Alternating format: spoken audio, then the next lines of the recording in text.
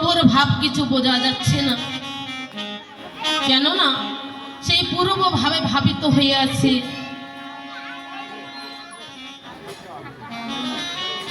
সেই পূর্ব ভাব নিয়ে প্রভু আমার ভাবিত হয়ে আছে।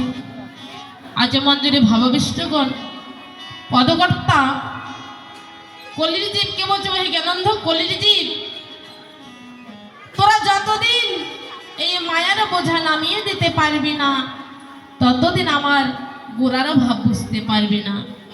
তাই তো বলছে বোঝা না গেলে বোঝা যাবে না, বোঝা না গেলে বোঝা যাবে না।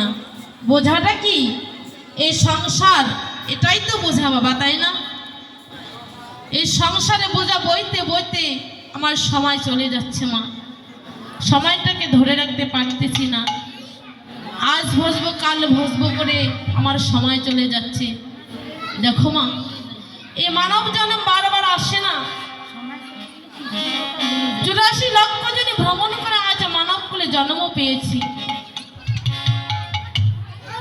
তাই তো বলছে জলজ নবলক্ষ স্থাবর বিংশতি ক্রিমিয়া রুদ্র সংখ্যা 10 লক্ষ 11 লক্ষ পক্ষিণা 30 লক্ষ পশন 4 লক্ষ মানব।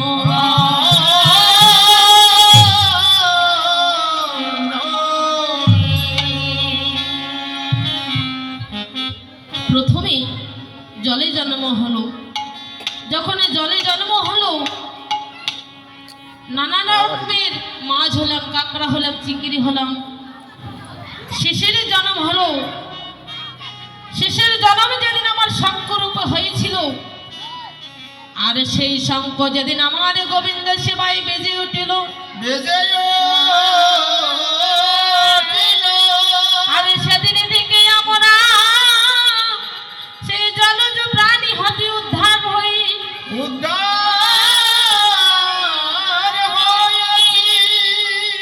তারপরে আমরা বৃক্ষকুলে জন্ম পাই। নানা রকম বৃক্ষ হয়ে, নানা রকম বৃক্ষ হয়ে যেদিন আমরা তুলসী বৃক্ষ হয়ে জন্মাই, সেদিন যেদিন আমার ওই তুলসী পত্র আমার গৌর গোবিন্দের চরণে ভোগের প্রসাদে নিবেদন হয়,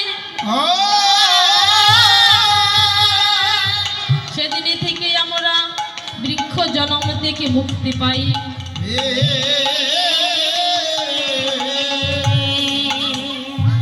তারপরে কৃমিকীট হয়ে জন্ম নেই, আর এই কৃমিকীট হয়ে যেদিন আমরা বজ্রকীট হয়ে নারায়ণ শিলায় প্রবেশ করতে পারি, নারায়ণ শিলার স্পর্শ পাই, সেদিন থেকে আমার কৃমিকীট জন্ম থেকে মুক্তি পাই।